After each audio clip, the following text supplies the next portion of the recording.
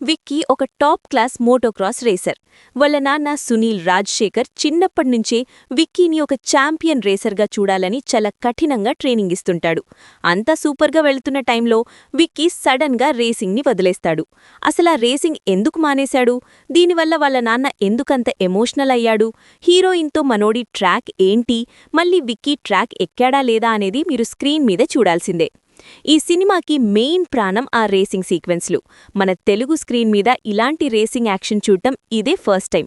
ఆ రేసింగ్ ఎపిసోడ్స్ని, అందులో వచ్చే యాక్షన్ కొరియోగ్రఫీని డైరెక్టర్ అభిలాష్ రెడ్డి అద్భుతంగా డిజైన్ చేశాడు.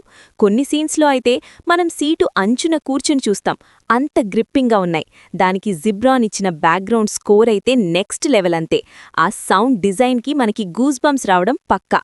మనకి ఎప్పుడూ చూడని కొత్త రేసింగ్ బ్యాక్డ్రాప్ కావాలన్నా, మంచి ఎమోషన్ అండ్ యాక్షన్తో పాటు రాజశేఖర్ గారి సూపర్బ్ కంబ్యాక్ పర్ఫార్మెన్స్ చూడాలన్నా ఈ వీకెండ్కి ఈ సినిమా ఒక బెస్ట్ చాయిస్. థియేటర్లో ఆ విజువల్స్ అండ్ సౌండ్కి మంచి కిక్ వస్తుంది.